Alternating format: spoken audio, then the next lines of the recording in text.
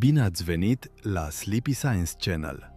Lumea de afară poate fi agitată și zgomotoasă, dar aici lucrurile încetinesc. În această seară nu ne vom uita la munți, râuri sau cerul nopții.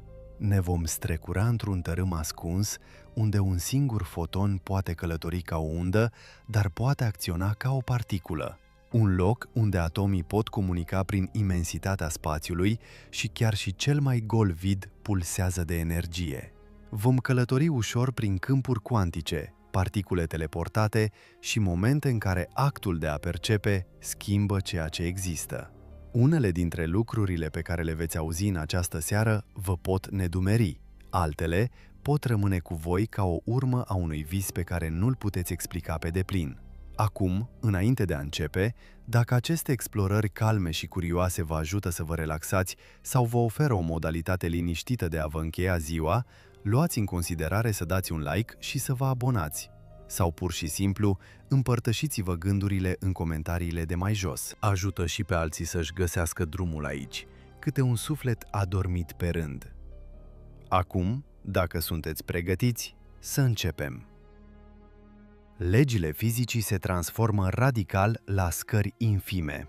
În lumea noastră de zi cu zi, fizica pare de încredere. Merele cad, ceasurile ticăie, lumina călătorește în linii drepte, dar micșorează-ți perspectiva până la dimensiunea atomilor și acele reguli familiare încep să se distorsioneze. La scară cuantică, particulele nu se mișcă întotdeauna pe traiectorii previzibile. Ele urmează probabilități, comportându-se mai mult ca niște nori încețoșați decât ca niște puncte solide. Cauzele și efectele nu se aliniază în modul liniar ordonat la care ne așteptăm. Evenimentele pot părea că se întâmplă fără motive clare și, uneori, două posibilități se desfășoară una lângă alta până când ceva forțează o alegere.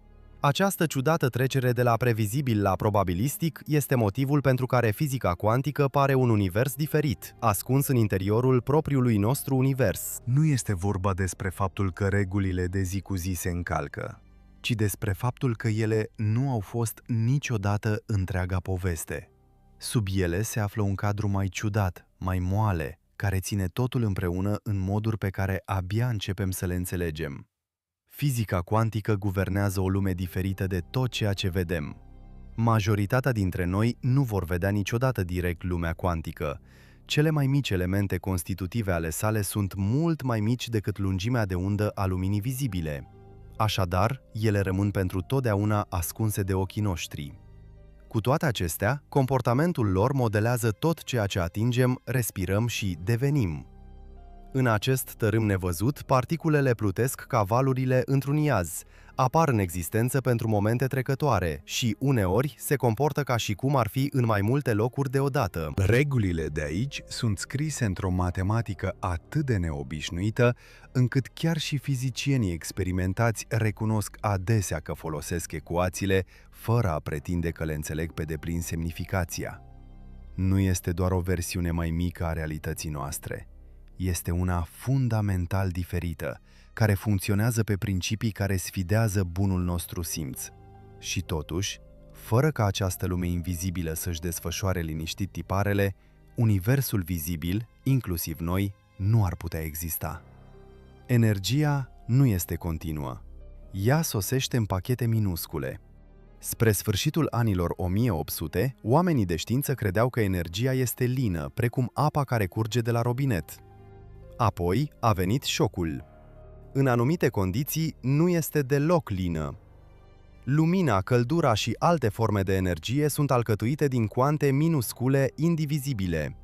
O cuantă este cea mai mică cantitate de energie pe care un sistem o poate câștiga sau pierde, precum cea mai mică monedă din moneda Universului. Această descoperire, declanșată de studii asupra modului în care lumina interacționează cu materia, a răsturnat secole de fizică.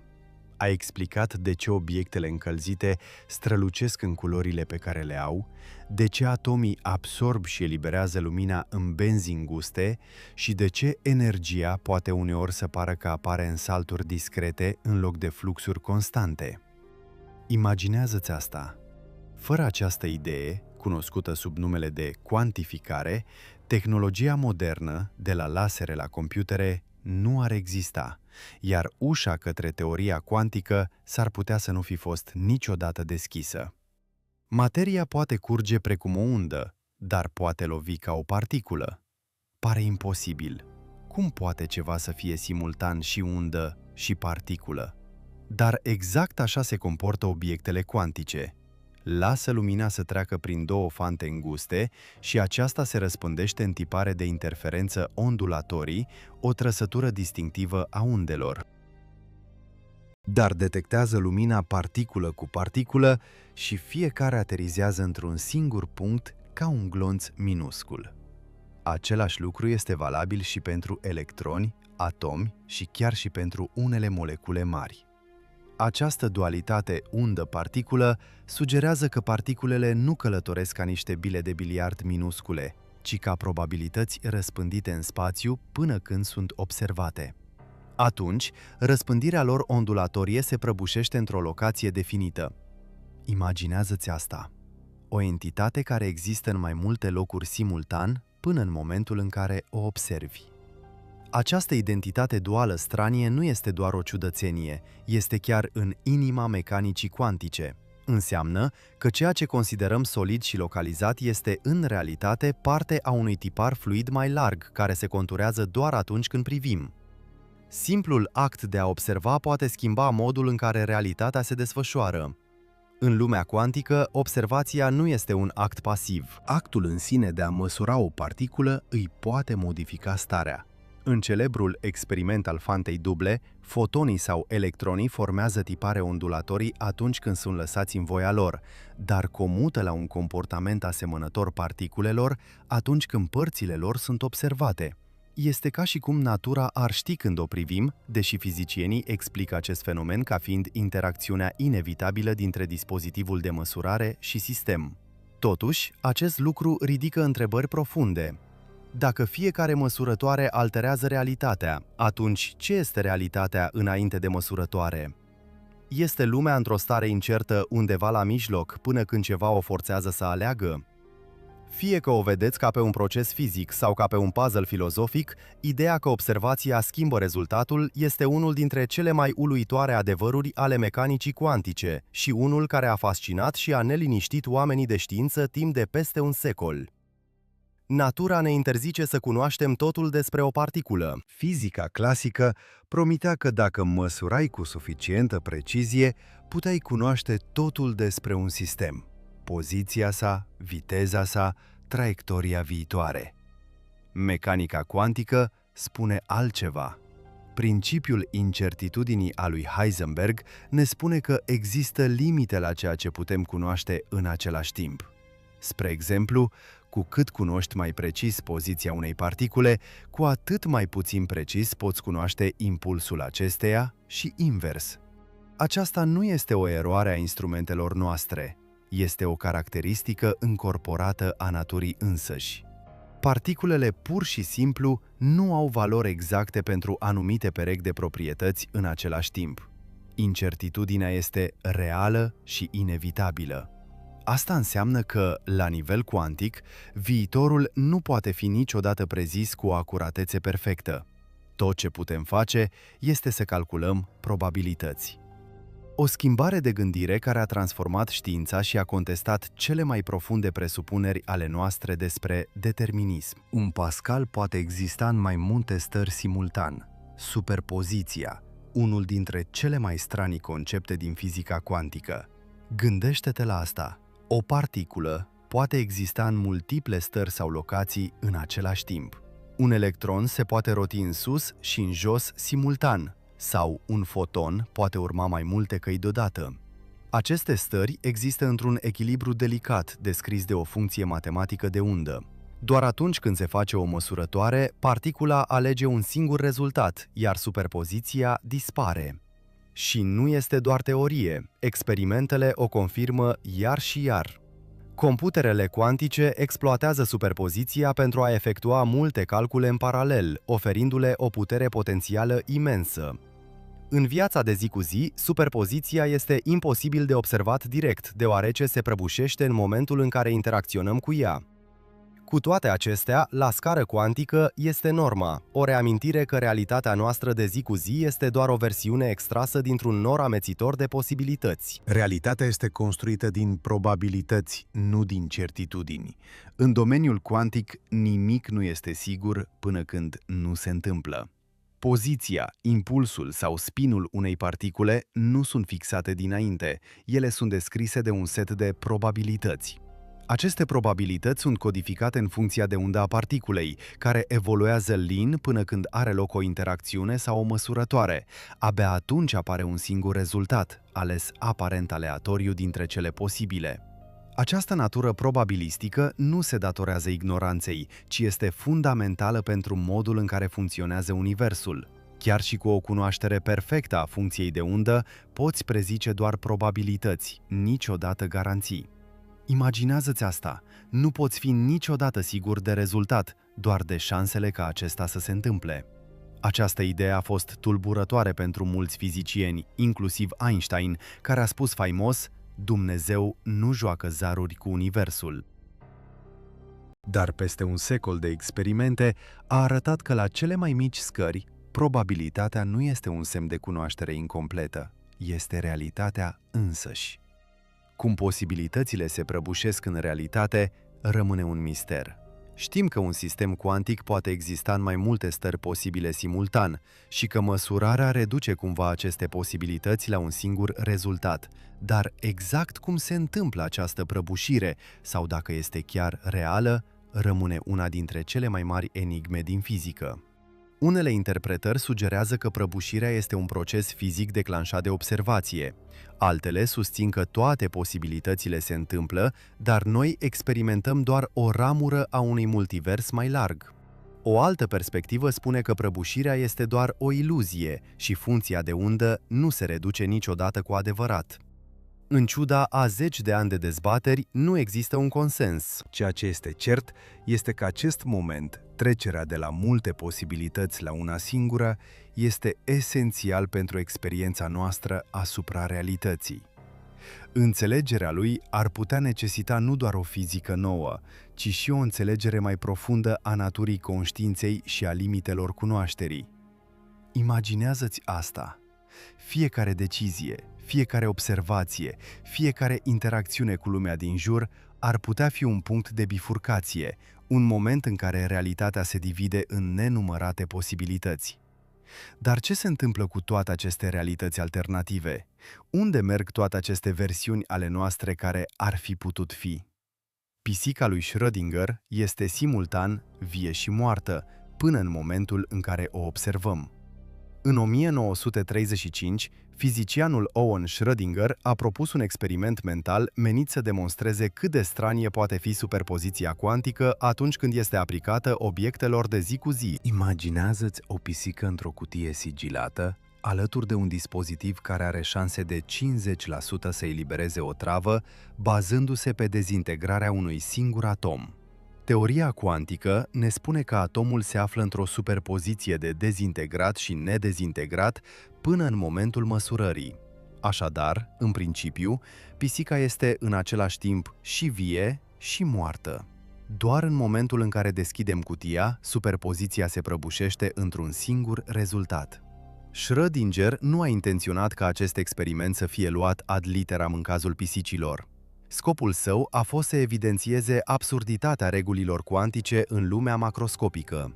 Cu toate acestea, celebra sa pisică rămâne una dintre cele mai clare și mai durabile modalități de a ne imagina ciudățeniile mecanicii cuantice. Două particule pot împărți aceeași existență în spațiu. Entanglementul, una dintre cele mai uluitoare caracteristici ale mecanicii cuantice, este un fenomen în care două particule devin atât de profund legate, încât stările lor nu mai sunt separate. Măsoară una, iar proprietățile celeilalte se fixează instantaneu, indiferent cât de departe sunt una de cealaltă. Este ca și cum nu ar fi două particule deloc, ci un singur sistem întins în spațiu. Această conexiune nu dispare cu distanța și nu se bazează pe semnale care călătoresc între ele în mod normal. Odată ce sunt entanglementate, particulele împărtășesc un fel de identitate comună. Fizicienii au creat entanglement în laboratoare cu fotoni, electroni și chiar grupuri mici de atomi. Este o legătură fragilă, ușor de rupt de interferențe externe. Totuși, atunci când este conservată, sugerează un strat mai profund al realității, unul în care separarea este o iluzie, iar universul este mai interconectat decât putem vedea. Atinge o particulă aici și o alta răspunde instantaneu, la mare distanță. Dacă iei două particule cuantice întrepătrunse și le trimiți în părți opuse ale planetei, se întâmplă ceva extraordinar. Măsurarea uneia determină instantaneu starea celeilalte. Acest lucru se întâmplă chiar dacă sunt atât de departe încât lumina, cel mai rapid lucru din univers, nu ar putea transporta un mesaj între ele la timp. Nu este vorba despre faptul că informația călătorește mai repede decât lumina. Mai degrabă, cele două particule nu au stări independente de la bun început. Într-un sens, ele sunt același lucru. Această conexiune instantanee a fost testată iar și iar în laboratoare cu distanțe care se întind de la metri la sute de kilometri. Rezultatele se potrivesc întotdeauna cu predicțiile teoriilor cuantice, oricât de contraintuitive ar părea. Este o reamintire a faptului că noțiunile noastre de zi cu zi despre cauză, efect și distanță s-ar putea să nu se aplice în cele mai profunde mecanisme ale naturii. Chiar și Einstein a fost tulburat de această legătură cuantică. Albert Einstein, celebrul om de știință, a detestat ideea de entanglement, numind-o o acțiune fantomatică la distanță, convins fiind că trebuie să fie o descriere incompletă a realității. În viziunea sa, trebuiau să existe variabile ascunse, factori nevăzuți care ar explica corelațiile stranii dintre particule, fără a invoca efecte mai rapide decât lumina. Alături de Boris Podolsky și Nathan Rosen, el a propus un experiment mental în 1935, acum cunoscut sub numele de paradoxul EPR, pentru a contesta mecanica cuantică. Argumentul lor era că dacă teoria cuantică era corectă, implica fie o comunicare imposibilă între particule aflate la distanță, fie că particulele nu aveau proprietăți definite până când erau măsurate, ambele părând absurde. Imaginează-ți așadar surpriza comunității științifice când, decenii mai târziu, experimentele au dovedit că entanglementul este real și nu poate fi explicat doar prin variabile ascunse. Ironic, propria provocare a lui Einstein a contribuit la inspirarea cercetărilor care au confirmat cea mai misterioasă caracteristică a mecanicii cuantice. Experimentele ne arată că această conexiune este reală și indisolubilă. Timp de decenii, fenomenul de entanglement a rămas un puzzle teoretic. Apoi, începând cu anii 1970, fizicienii au început să conceapă experimente pentru a-l testa direct. Folosind perechi de fotoni, au măsurat corelațiile dintre ei și au comparat rezultatele cu predicțiile mecanicii cuantice versus teoriile clasice ale variabilelor ascunse. Rezultatele au fost decisive. Mecanica cuantică 1. De atunci, testele au devenit din ce în ce mai precise, eliminând lacune și extinzând distanțele dintre particulele aflate în entanglement. În 2017, oamenii de știință au trimis fotoni aflați în entanglement între stații terestre și un satelit aflat pe orbită, confirmând efectul pe o distanță de peste 1000 de kilometri. Fiecare succes întărește concluzia. Entanglementul nu este doar o ciudățenie de laborator, ci o caracteristică fundamentală a realității și, oricât de straniu ar părea, universul permite ca această conexiune perfectă să existe fără nicio legătură vizibilă. Imaginează-ți asta, o legătură invizibilă care sfidează distanța și înțelegerea noastră convențională. Niciun mecanism ascuns nu poate explica aceste corelații stranii. Einstein spera ca fenomenul de entanglement să poată fi explicat prin variabile ascunse, informații secrete purtate de particule, care le predetermină comportamentul.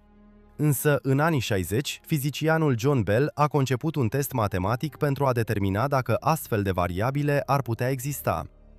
Rezultatul său, cunoscut sub numele de teorema lui Bell, a arătat că dacă variabilele ascunse ar fi reale, corelațiile dintre particulele aflate în entanglement ar fi limitate în moduri specifice. Mecanica cuantică prevedea corelații mai puternice, iar experimentele le-au confirmat în mod constant. Aceasta înseamnă că nicio teorie care se bazează exclusiv pe informații locale ascunse nu poate explica pe deplin ceea ce se întâmplă. Universul, în esența sa, nu se comportă conform regulilor deterministe ordonate pe care le-a imaginat Einstein. În schimb, se comportă într-un mod care sugerează că realitatea este mai profund conectată și, poate, mai puțin locală decât ne-am imaginat vreodată. Teorema lui Bell a demonstrat: universul nu se comportă clasic.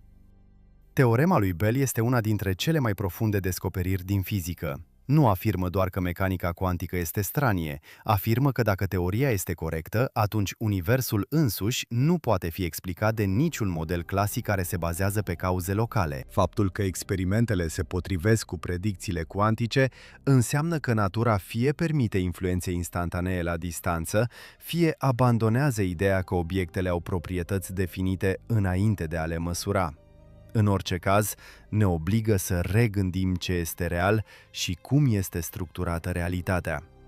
Lucrarea lui Bell, odată un subiect de nișă, a devenit acum esențială pentru știința informației cuantice, punând bazele pentru tehnologii precum criptografia cuantică și comunicarea securizată, toate construite pe acțiunea cuantică stranie pe care Einstein o punea la îndoială.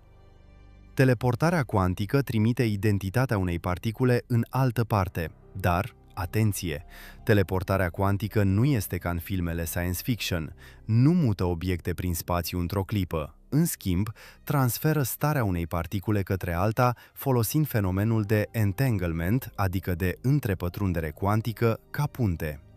Mai întâi, două particule sunt întrepătrunse. Una este trimisă la destinație, în timp ce cealaltă rămâne cu expeditorul. Prin efectuarea unei măsurători speciale asupra particulei expeditorului și a particulei care urmează să fie teleportată, starea cuantică este distrusă într-un loc și recreată în celălalt. Nici o materie fizică nu călătorește, dar informația cuantică exactă o face. Acest proces a fost demonstrat cu fotoni, atomi și ioni pe distanțe variind de la câțiva metri la sute de kilometri. Este un ingredient cheie pentru construirea rețelelor cuantice și, deși nu va transporta oameni prin spațiu, face ceva la fel de magic. Permite identității unui sistem cuantic să sară dintr-o locație în alta. Imaginează-ți asta.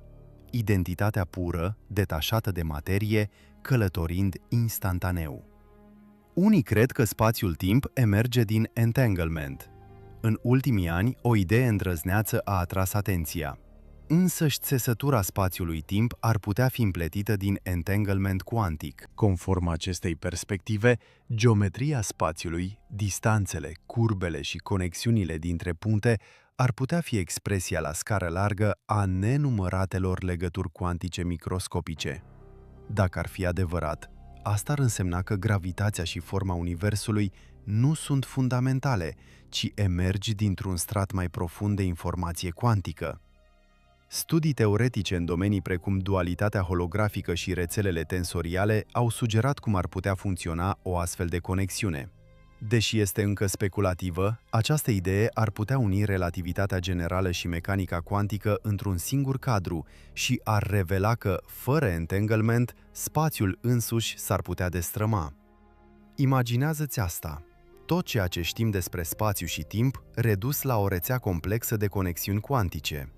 Universul ar putea fi țesut împreună prin legături cuantice. Dacă întrepătrunderea cuantică este la fel de universală precum sugerează teoria cuantică, atunci nu este doar o ciudățenie de laborator, ci se întâmplă pretutindeni tot timpul. Particule produse împreună în stele îndepărtate, evenimente cosmice antice sau chiar Big Bang-ul însuși ar putea fi încă legate prin fire invizibile. În acest sens, Universul seamănă mai puțin cu o colecție de obiecte separate și mai mult cu un singur întreg, fără cusur. Aceste conexiuni pot dispărea atunci când sunt perturbate, dar altele noi se formează constant pe măsură ce particulele interacționează. Imaginează-ți că realitatea este cusută împreună în acest fel, o idee care sfidează imaginea cosmosului ca un vast gol presărat cu puncte izolate de materie. În schimb, totul ar putea face parte dintr-o singură conversație cuantică continuă, scrisă în limbajul comun al întrepătrunderii. Particulele aflate în stare de entanglement își pot menține legătura în ciuda tuturor obstacolelor. Dar atenție! Entanglementul este un fenomen delicat. Poate fi distrus de căldură, zgomot sau interacțiuni cu mediul înconjurător. Totuși, în anumite condiții, persistă în moduri surprinzătoare. Sisteme precum supraconductorii și condensatele Bose-Einstein pot menține un număr vast de particule în stări de entanglement care durează perioade îndelungate. Imaginează-ți asta! Chiar și în lumea dezordonată și zgomotoasă din afara laboratorului au fost observate urme de entanglement între particule separate de distanțe semnificative. Această rezistență transformă entanglementul nu doar într-o curiozitate fragilă, ci într-o resursă potențială pentru tehnologiile din lumea reală. Dacă vom învăța să-l protejăm și să-l controlăm, am putea valorifica aceste legături durabile pentru a alimenta comunicații cuantice, calculatoare cuantice și sisteme de detectare la o scară care va transforma modul în care partajăm și procesăm informațiile. Electronii, deși infinit de mici, se răspândesc ca niște nori. Un electron este una dintre cele mai familiare particule subatomice. El curge prin fire, leagă atomii și modelează chimia vieții. Totuși, când oamenii de știință încearcă să-i măsoare dimensiunea, descoperă ceva uluitor. Se comportă ca și cum nu ar avea o structură internă și niciun diametru măsurabil. În același timp, nu acționează ca un punct fix. În schimb, prezența sa este răspândită într-un nor de probabilitate care înconjoară nucleul atomic în modele modelate de regulile cuantice. Acest nor de electroni nu este o ceață fizică, ci o hartă a locului unde electronul este cel mai probabil să fie găsit. Într-un moment ar putea fi aproape de nucleu, în următorul departe, și este imposibil de prezis exact unde până când nu te uiți. Această natură duală, atât punctiformă cât și răspândită, este un exemplu perfect al modului în care particulele cuantice sfidează intuiția noastră de zi cu zi. Fotonii, fără greutate, pot totuși să împingă obiecte. Fotonii, particulele de lumină, nu au masă, totuși transportă energie și impuls. Lumina, deși lipsită de masă, exercită presiune atunci când lovește un obiect, un fenomen cunoscut sub numele de presiune de radiație. În spațiu, acolo unde nu există aer care să opună rezistență mișcării, această împingere infimă poate avea un efect considerabil în timp. Gândiți-vă la asta! Lumina Soarelui poate modifica lent traiectoriile particulelor de praf, ale asteroizilor și chiar ale navelor spațiale. Inginerii au proiectat chiar și vele solare, foi vaste asemănătoare unor oglinzi, care utilizează impulsul luminii solare pentru a se propulsa, fără a necesita deloc combustibil. La scară mai mică, fasciculele focalizate de lumină pot prinde și muta obiecte microscopice, o tehnică numită pensete optice, folosită în biologie și nanotehnologie. Faptul că ceva fără masă de repaus poate muta fizic materia este unul dintre cele mai surprinzătoare și utile daruri cuantice ale luminii. Miliarde de neutrini fantomatice te străbat în fiecare secundă. În fiecare clipă, fără ca tu să simți absolut nimic, nenumărați neutrini se revarsă prin corpul tău. Aceste particule aproape fără masă sunt create în număr enorm de către soare, stele îndepărtate, supernove care explodează și chiar de dezintegrarea radioactivă din scoarța Pământului. Neutrinii interacționează atât de slab cu materia încât pot trece prin planete întregi ca și cum ar fi spațiu gol. Trilioane dintre ei curg prin Pământ și prin tine în orice moment dat. Totuși, detectarea lor este incredibil de dificilă. Detectoare subterane uriașe, umplute cu lichide ultrapure sau gheață, așteaptă cu răbdare evenimentul rar când un neutrin se ciocnește cu un atom. Studiul lor poate dezvălui secrete despre cum funcționează stelele, cum a evoluat universul și chiar dacă materia și antimateria sunt perfect simetrice, invizibile, aproape intangibile. Neutrinii sunt dovada că universul este plin de mișcare și energie ascunse pe care abia le observăm. Imaginează-ți asta, O ploaie constantă de particule subatomice, un flux invizibil care ne conectează cu cele mai îndepărtate colțuri ale cosmosului. Quarcii, acești constituenți fundamentale ai protonilor și neutronilor și implicit ai majorității materiei pe care o vedem, sunt captivi perpetu în grupuri de 2 sau 3. Spre deosebire de electroni, quarcii nu sunt niciodată descoperiți singuri. Constrângerea lor este rezultatul forței nucleare tari, mediată de particule numite gluoni. Această forță, asemenea unei benzi elastice care opune rezistență tot mai mare pe măsură ce este întinsă, devine din ce în ce mai puternică pe măsură ce quarcii sunt îndepărtați unul de celălalt. Încearcă să separi quarcii, iar energia pe care o adaugi va genera în cele din urmă noi perechi de quarci care se vor lega imediat în particule noi. Acest fenomen, cunoscut sub numele de constrângere, înseamnă că quarcii sunt blocați pentru totdeauna împreună, în grupuri de 2, mezonii, sau 3, barionii. Este ca și cum natura ar fi decretat că quarcii nu pot fi niciodată călători solitari. Ei există doar ca părți ale unui întreg mai mare, legați în inima nucleului fiecărui atom. Gluonii dețin cele mai puternice legături din univers.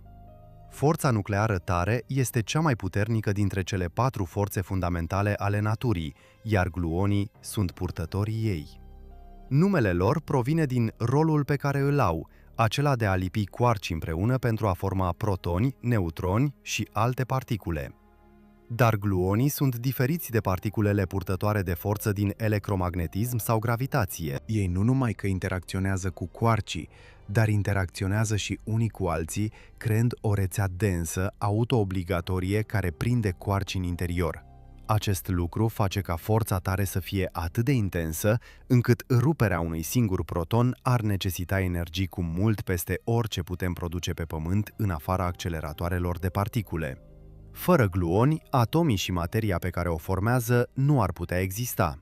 Într-un sens foarte real, gluonii sunt firele ascunse care mențin universul cusut împreună la cele mai mici scări. Fără bosonul Higgs, masa nu ar exista. Bosonul Higgs, descoperit în 2012 la acceleratorul de particule Large Hadron Collider de la CERN, era piesa lipsă din modelul standard al fizicii particulelor. Acesta este asociat cu câmpul Higgs, un câmp invizibil de energie care impregnează tot spațiul. Pe măsură ce particulele se deplasează prin acest câmp, interacționează cu el, iar această interacțiune le conferă masă. Fără câmpul Higgs, particulele precum quarkurile și electronii nu ar avea masă, iar atomii, planetele și viața nu s-ar putea forma niciodată. Bosonul Higgs în sine este o ondulație cuantică în câmpul Higgs, detectabilă doar în coliziuni de înaltă energie. Descoperirea sa a confirmat o teorie veche de 10 de ani și le-a adus lui François Englert și Peter Higgs premiul Nobel. De asemenea, a oferit un răspuns profund la o întrebare simplă: de ce cântărește ceva absolut ceva? Chiar și în vidul perfect, spațiul nu este cu adevărat gol. Un spațiu aparent gol fierbe de fapt cu particule virtuale efemere. Teoria câmpurilor cuantice prezice că perechi de particule și antiparticule apar constant, împrumutând energie din vid, înainte de a se anihila și dispărea din nou. Aceste particule virtuale nu pot fi observate direct, dar efectele lor pot fi măsurate. Ele cauzează, de exemplu, mici modificări ale nivelurilor de energie ale electronilor din atomi și produc forțe între obiecte în vid, un fenomen cunoscut sub numele de efectul Casimir.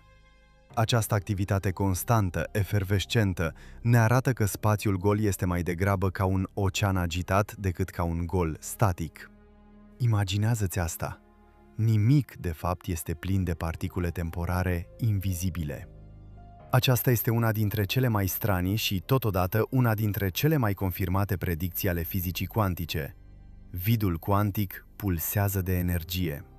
Toate acele particule virtuale efemere din vid transportă energie, numită energie de punct zero, care există chiar și atunci când un sistem se află în starea sa energetică minimă posibilă.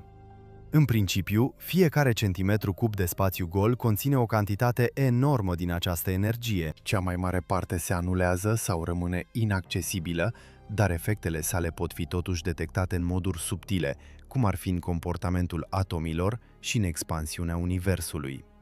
În cosmologie, unii oameni de știință suspectează că energia întunecată, acea forță misterioasă care conduce accelerația cosmică, ar putea fi legată de energia vidului. Paradoxul este că calculele teoretice prezic o energie a vidului cu mult mai mare decât ceea ce observăm, sugerând că încă nu înțelegem pe deplin unul dintre cele mai fundamentale ingrediente ale realității. Antimateria, geamănul perfect, dar opus al materiei. Pentru fiecare tip de particulă există o antiparticulă cu aceeași masă, dar cu sarcină electrică și alte proprietăți opuse.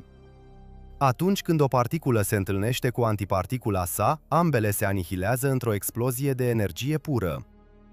Antimateria a fost prezisă de Paul Dirac în 1928 și descoperită la scurt timp după aceea în razele cosmice. Astăzi este rară în univers. Cea mai mare parte a fost distrusă în anihilări reciproce la scurt timp după Big Bang.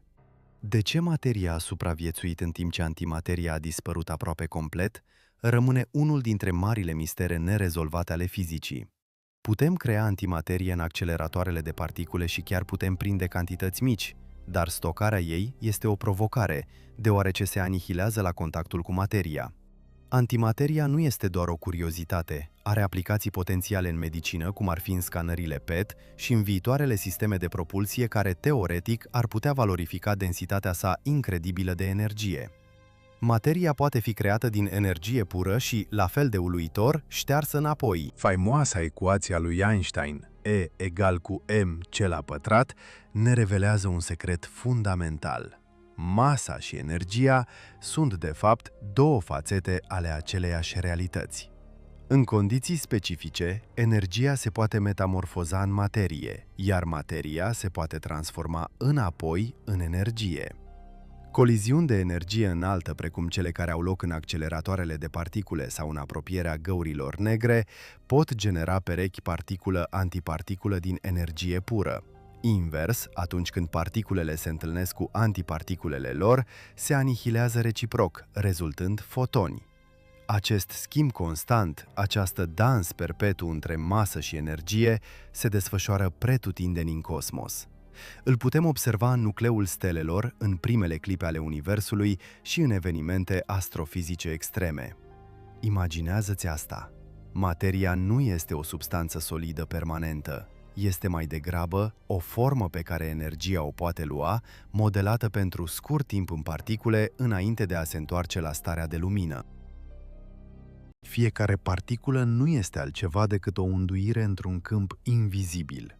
Conform teoriei câmpurilor cuantice, Universul nu este alcătuit din particule care plutesc în spațiul gol. Este alcătuit din câmpuri subiacente care se întind pretutindeni. Fiecare tip de particule este pur și simplu o vibrație localizată, o unduire în propriul său câmp. Electronii sunt ondulații în câmpul electronic, fotonii sunt ondulații în câmpul electromagnetic și așa mai departe.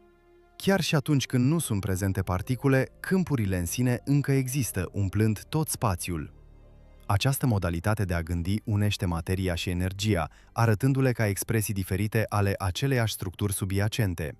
De asemenea, înseamnă că particulele nu sunt mici bile indivizibile, sunt evenimente, perturbări în ceva mai profund și mai fundamental. Oriunde te afla, aceste câmpuri invizibile sunt chiar acolo, modelând în liniște tot ceea ce vezi, atingi și experimentezi. Imaginează-ți asta. O simfonie silențioasă. Câmpuri invizibile orchestrând realitatea la nivel cuantic. Teoria cuantică a câmpurilor unește particulele și forțele într-un singur concept. Înainte de apariția acestei teorii, particulele și forțele erau considerate entități separate, obiecte care interacționau prin influențe invizibile. Dar teoria cuantică a câmpurilor a dezvăluit că forțele în sine provin din câmpuri, iar efectele lor sunt purtate de particule. În electromagnetism, de exemplu, câmpul electromagnetic produce fotoni, care mediază forța dintre particulele încărcate. Forța nucleară tare provine din câmpul gluonilor, iar forța nucleară slabă din câmpurile bosonilor W și Z.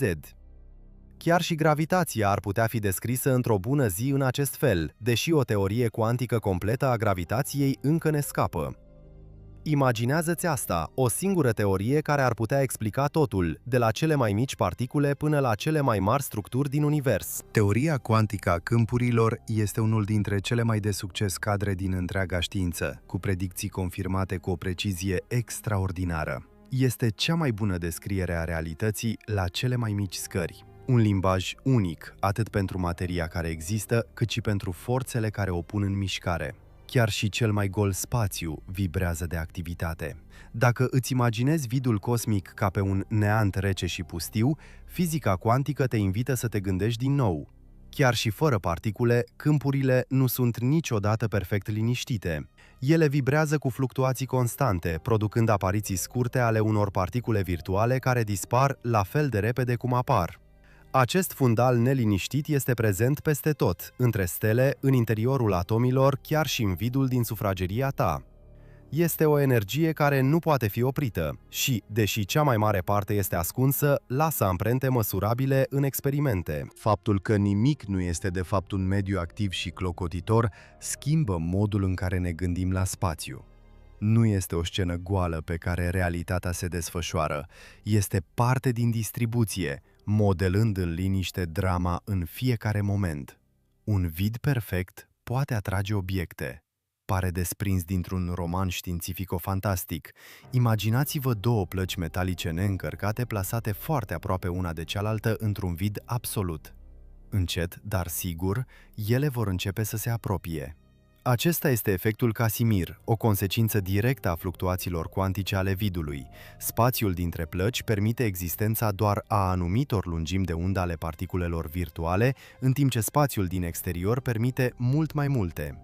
Această diferență de presiune împinge plăcile spre interior. Efectul este incredibil de mic, dar a fost măsurat în laboratoare, confirmând faptul că vidul nu este deloc gol. Deși nu are încă o utilizare practică, efectul Casimir ne amintește într-un mod uluitor că forțele cuantice pot apărea din ceea ce considerăm a fi nimic, model în mișcarea obiectelor fizice reale. Energia punctului zero există pretutindeni în univers. Chiar și atunci când un sistem se află în starea sa energetică minimă posibilă, fără căldură, fără mișcare, fără lumină, acesta conține totuși o cantitate reziduală de energie, numită energia punctului zero. Acesta este un rezultat direct al principiului incertitudinii. Nu poți avea un câmp cu energie zero, deoarece asta ar însemna să-i cunoști atât poziția cât și impulsul cu exactitate. Energia punctului zero este infimă la scara umană, dar, deoarece există peste tot, s-ar putea adăuga la ceva enorm în întregul cosmos. Unele teorii sugerează că ar putea fi legată de misterioasa energie întunecată, cea care conduce expansiunea accelerată a Universului. Indiferent dacă este adevărat sau nu, energia punctului zero este unul dintre cele mai clare exemple ale modului în care fizica cuantică ne spune că spațiul gol nu este niciodată cu adevărat gol. Imaginează-ți asta. Un ocean invizibil de energie, prezent chiar și în vidul aparent perfect. Spațiul gol poate deforma gravitația și timpul. În teoria relativității generale a lui Einstein, masa și energia dictează modul în care spațiu-timpul se curbează, iar curbura dictează modul în care materia se mișcă. Dacă vidul este plin de energie cuantică, atunci chiar și spațiul gol poate modela geometria Universului. Asta înseamnă că efectele cuantice pot influența subtil gravitația și poate chiar timpul însuși. În principiu, densitatea energiei vidului ar putea schimba modul în care Universul se extinde, modul în care galaxiile se formează și chiar modul în care timpul curge în condiții extreme. Imaginează-ți asta! Structura aparent goală a spațiului ar putea fi de fapt cheia înțelegerii evoluției cosmice. Natura exactă a acestei interacțiuni rămâne încă un mister, parțial pentru că îmbinarea teoriei cuantice și a gravitației într-un singur cadru rămâne una dintre cele mai dificile probleme din fizică. Dar este posibil ca răspunsul la evoluția cosmică să se ascundă chiar în structura spațiului gol. Câmpuri puternice pot distorsiona natura vidului. Vidul, aparent imuabil, se poate transforma în condiții extreme. Câmpuri electrice sau magnetice foarte puternice pot polariza vidul, aliniind particulele sale virtuale în moduri care îi alterează proprietățile. Teoretic, dacă aceste câmpuri ar fi suficient de intense, ar putea chiar provoca destrămarea vidului, producând perechi reale particulă-antiparticulă din energie.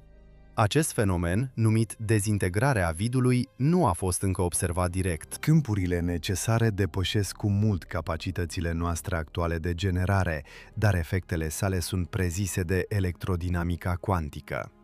Un astfel de comportament înseamnă că vidul nu este un fundal pasiv, ci un mediu activ și dinamic, capabil să răspundă mediului înconjurător în moduri surprinzătoare.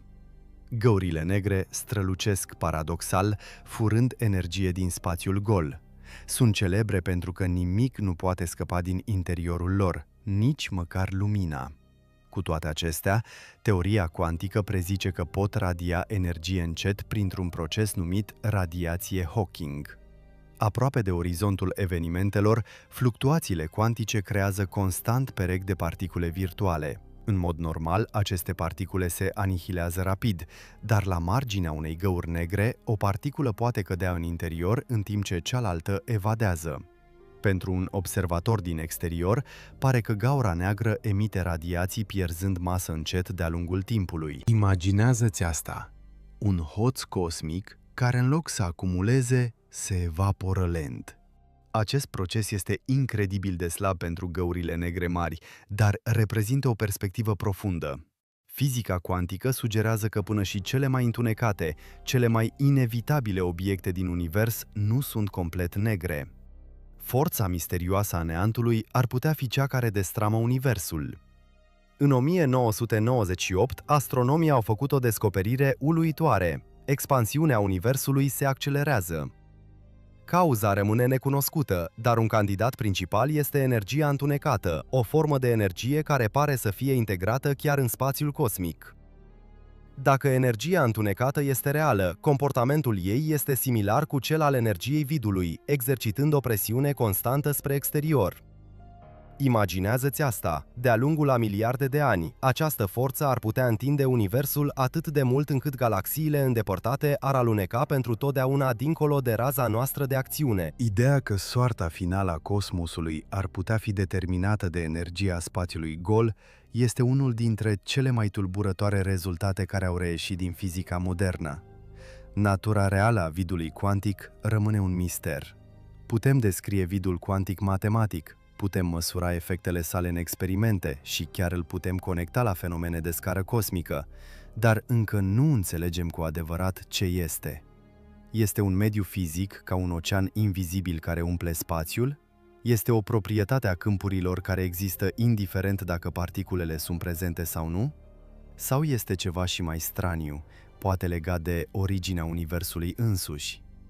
Vidul se află la intersecția teoriei cuantice, a relativității și a cosmologiei, trei piloni ai fizicii care încă rezistă unificării complete. Până când îl vom înțelege pe deplin, golul dintre stele va rămâne unul dintre cele mai profunde și misterioase aspecte ale realității. Calculatoarele cuantice pot gândi în mai multe realități simultan. Spre deosebire de calculatoarele clasice care procesează informația în biți binari, fie 0, fie 1, calculatoarele cuantice utilizează qubits, unități care pot exista în superpoziții de 0 și 1 în același timp. Aceasta le permite să exploreze simultan multe soluții posibile, ca și cum ar testa rezultate în mai multe realități înainte de a se decide asupra unui răspuns. Puterea acestei abordări crește exponențial cu numărul de qubits, făcând ca anumite probleme care ar necesita milenii pentru calculatoarele clasice să fie potențial rezolvabile în secunde. Imaginează-ți asta, un univers de posibilități deblocate. Calculatoarele cuantice sunt încă la început, luptându-se cu corectarea erorilor și stabilitatea, dar chiar și acum au sugerat un viitor în care problemele din chimie, criptografie și optimizare ar putea fi rezolvate cu o viteză uluitoare. Nu este magie. Sunt regulile cuantice ale probabilității și interferenței, valorificate într-un mod pe care logica clasică nu l-ar putea egala niciodată. Cubiții pot stoca multiple răspunsuri într-un singur moment. Un qubit nu este blocat într-o singură stare până când nu este măsurat. Până atunci, poate deține un amestec de posibilități, atât 0 cât și 1, ponderate de probabilități. Această proprietate este cea care oferă computerelor cuantice potențialul lor masiv. Cu doar un pumn de cubiți poți reprezenta un număr astronomic de combinații posibile simultan. Când rulează un algoritm cuantic, acesta manipulează aceste probabilități într-un mod atent coregrafiat, astfel încât răspunsurile greșite se anulează reciproc, iar cel corect rămâne. Este ca și cum ai căuta într-o bibliotecă întreagă în paralel, în loc de carte cu carte. Aici intervine problema: măsurarea distruge starea unui qubit. Așadar, proiectarea algoritmilor care extrag rezultate utile din această superpoziție delicată este una dintre provocările centrale în calculul cuantic. Înlănțuirea cuantică supraîncarcă procesarea cuantică. Această înlănțuire nu este doar o curiozitate, ci o resursă prețioasă. În calculul cuantic, qubitții înlănțuiți împărtășesc corelații pe care biții clasici nu le-ar putea atinge niciodată, permițând operațiilor efectuate asupra unui qubit să influențeze instantaneu partenerii săi înlănțuiți. Imaginează-ți asta: operațiuni asupra unui singur qubit care reverberează instantaneu prin întregul sistem. Această capacitate permite computerelor cuantice să efectueze calcule complexe mai eficient, conectând părți îndepărtate ale unei probleme, fără a muta informații fizice. Mai mult, înlănțuirea joacă un rol crucial în corectarea erorilor, ajutând la detectarea și remedierea greșelilor fără a observa direct stările fragile ale qubitului. Fără înlănțuire, computerele cuantice și-ar pierde o mare parte din avantajul față de mașinile clasice. Este firul invizibil care leagă logica lor, oferindu-le puterea de a aborda probleme care depășesc cu mult capacitățile celor mai rapide supercomputere de astăzi. Este esența a ceea ce le face atât de puternice. Anumite algoritmi cuantici promit să rezolve probleme instantaneu. Unii dintre acești algoritmi sunt atât de eficienți încât ar putea, în principiu, să spargă probleme care ar pune în dificultate computerele clasice timp de secole. Un exemplu celebru este algoritmul lui Shor, care poate factoriza numere mari exponențial mai repede decât cele mai bune metode clasice cunoscute, o descoperire care ar putea submina multe dintre sistemele de criptare actuale. Un altul este algoritmul lui Grover, care poate accelera căutările în baze de date într-un mod în care nicio abordare clasică nu se poate compara. Acești algoritmi nu fac computerele cuantice universal mai rapide, dar pentru problemele cărora li se potrivesc, avantajul poate fi enorm. Imaginează-ți asta: guverne, companii de tehnologie și cercetători se întrec pentru a dezvolta procese cuantice practice. Primul care va reuși va debloca capacități computaționale care ar putea remodela tehnologia și securitatea. Criptografia cuantică, secrete imposibil de spart. Imaginați-vă un sistem de securitate atât de avansat încât nici cel mai puternic computer nu-l poate penetra. Criptografia clasică, cea pe care o folosim astăzi, se bazează pe complexitatea unor probleme matematice, dar, teoretic, o mașină suficient de performantă ar putea să le rezolve, spulberând orice protecție. Criptografia cuantică, în schimb, sfidează această vulnerabilitate. Ea folosește legile fundamentale ale fizicii pentru a garanta securitatea absolută. Metoda cea mai cunoscută, distribuția cuantică a cheilor, sau QKD, trimite chei de criptare codificate în stările fotonilor, dar aici intervine magia. Orice tentativă de interceptare a acestor fotoni perturbă inevitabil stările lor, dezvăluind instantaneu intruziunea. Gândiți-vă la asta: o alarmă silențioasă, declanșată la cea mai mică atingere. Aceasta înseamnă că o comunicare sigură devine posibilă chiar și pe canale pe care un atacator le poate observa în totalitate. Criptografia cuantică a fost deja testată în rețele reale, inclusiv prin legături satelitare. Într-o zi, ar putea proteja tranzacțiile financiare, comunicațiile guvernamentale și datele personale cu un nivel de securitate fără precedent. Un nivel pe care niciun sistem clasic nu-l poate egala. Viitorul securității informațiilor ar putea fi în mod fundamental, cuantic. Senzorii cuantici, instrumente de ultimă generație, pot detecta cele mai subtile semne de schimbare. Exploatând efecte cuantice precum superpoziția și întrepătrunderea, acești senzori pot măsura cu o precizie extraordinară cantități precum timpul, accelerația și câmpurile magnetice. Sunt atât de sensibili încât pot detecta variații imperceptibile pentru orice instrument clasic. Imaginează-ți asta! Schimbări cauzate de variații gravitaționale minuscule, activitate cerebrală subtilă sau chiar prezența materiei întunecate, toate acestea pot fi detectate. Unele modele utilizează nori de atomi ultrareci sau centre de vacanțe de azot în diamante pentru a atinge această sensibilitate uluitoare. În viitor, senzorii cuantici ar putea revoluționa navigația, imagistica medicală și cartografierea geologică, deschizând noi perspective atât asupra corpului uman, cât și asupra Pământului însuși. Superconductorii permit curentului electric să circule la nesfârșit fără pierderi. În mod normal, curenții electrici întâmpină rezistență, transformând o parte din energia lor în căldură, dar în anumite materiale răcite la temperaturi extrem de scăzute, rezistența scade la zero, o stare numită supraconductivitate. În această stare, electronii se împerechează și curg fără a pierde energie, potențial la nesfârșit.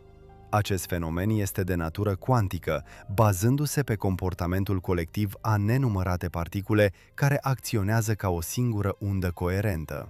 Superconductorii sunt deja utilizați în aparatele RMN, acceleratoarele de particule și trenurile cu levitație magnetică.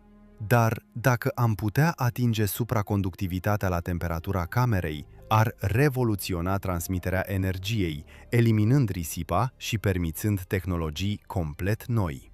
Rețelele cuantice ar putea conecta computerele de pe tot globul. Așa cum computerele clasice sunt conectate prin internet, viitoarele computere cuantice ar putea fi unite prin rețele cuantice. Aceste rețele ar folosi entanglementul și teleportarea cuantică pentru a transmite informații într-un mod imposibil de interceptat fără a fi detectat. Construirea unei astfel de rețele necesită crearea și menținerea entanglementului pe distanțe lungi, lucru pe care cercetătorii îl testează deja folosind fibre optice, sateliți și repetoare cuantice. Un internet cuantic complet funcțional ar putea permite comunicații ultrasecurizate, calcul cuantic distribuit și noi forme de detectare care funcționează pe distanțe vaste, transformând practic întreaga planetă într-un singur sistem cuantic interconectat. Ceasurile atomice măsoară timpul atât de bine încât abia dacă se abat cu ceva în miliarde de ani. Cele mai precise instrumente de măsurare a timpului din lume sunt ceasurile atomice, care folosesc vibrațiile naturale ale atomilor, adesea cesiu sau rubidiu, ca tic-tacuri.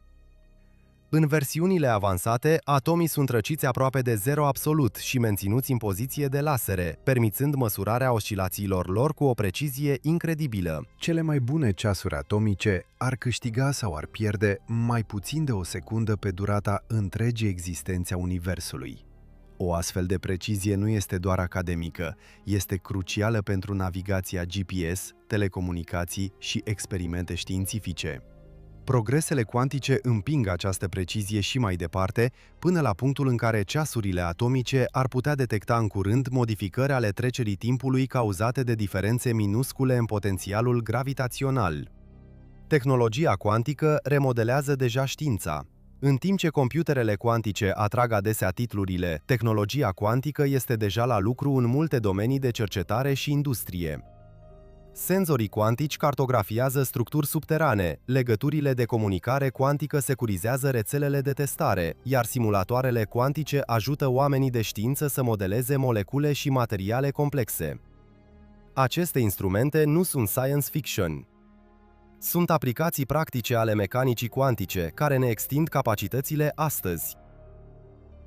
Pe măsură ce tehnologia se maturizează, este probabil să influențeze domenii de la modelarea climei până la descoperirea de medicamente, oferindu-ne noi modalități de a înțelege și de a modela lumea.